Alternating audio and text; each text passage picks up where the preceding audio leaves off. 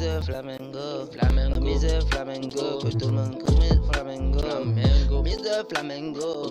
Bonjour tout le monde, ici Michael, ou Mr. Flamingo si vous préférez, et bienvenue pour cette nouvelle vidéo. Le 8 octobre dernier sortait en Amérique du Nord, uniquement en vidéo sur demande, le nouveau film Hellboy, intitulé Hellboy The Crooked Man, ou en français Hellboy et l'homme tordu. Le film est réalisé par Brian Taylor, qui était auparavant réalisateur avec Mark Neveldine, qui ont fait Crank 1 et 2. Ils ont aussi fait Ghost Rider Spirits of Vengeance. Et là, c'est la première fois que je vois un film de un des deux en solo. Le film en vedette Jack Kelsey, Black Tom dans Deadpool 2.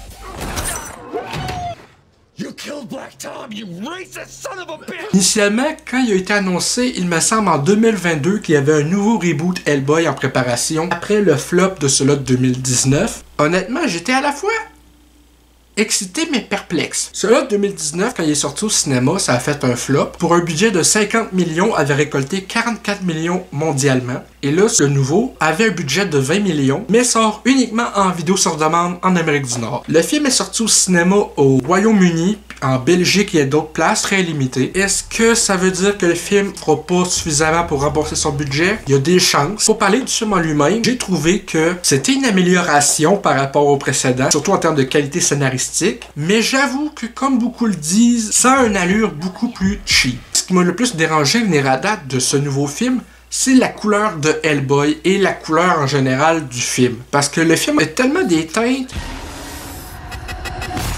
une teinte comme plus gris, que même Hellboy il paraît moins rouge qu'il devrait. Il y a aussi des petits problèmes niveau effets spéciaux, parce que comme c'est un film justement avec 20 millions de dollars de budget, ce qui est pas beaucoup pour un film de ce genre, t'as au début du film une séquence dans un train. Sans spoiler, il y a un genre de déraillement de train au début, et tu vois tellement de la façon que c'est filmé avec le train qui circule que sans effet visuel. Ça paraît vraiment. Est-ce que c'est mauvais au point d'être des effets spéciaux comme Sharknado? Non. Mais il manque quand même une touche de réalisme aux effets, surtout pour un film sortant en 2024. Niveau réalisation, je trouve que c'est relativement bien réalisé. Le film est beaucoup plus axé horreur que les films précédents. Je pense que c'est tant mieux parce que, bon, je suis pas familier avec l'œuvre de base de Crooked Man par Mike Mignola, mais ce film-ci est directement basé sur The Crooked Man, la bande dessinée. J'ai entendu des super bons commentaires dessus. Donc, je savais en partant que ce nouveau film-là allait plus être orienté horreur. Et pour être orienté horreur, le budget fait du sens.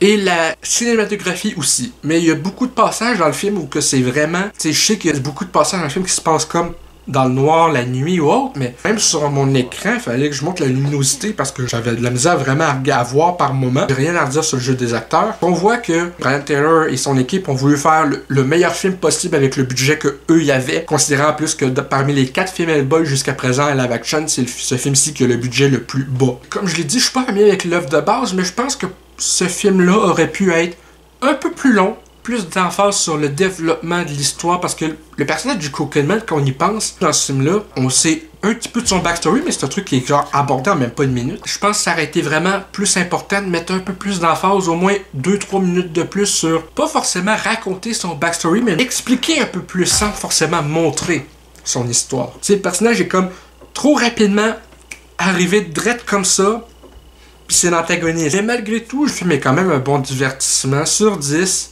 un 6.5. Fait que c'est pas mal ça pour cette vidéo critique de Hellboy The Crooked Man. J'espère que ça vous a plu. Si c'est le cas, n'hésitez pas à me le dire dans les commentaires, à laisser un petit like, ça fait toujours plaisir, et un abonnement à ma chaîne pour de nouvelles vidéos chaque semaine, normalement.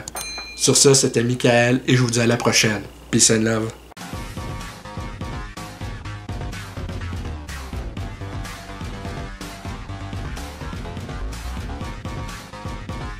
Hey le grand, c'est quoi que t'attends pour t'abonner, sacrément?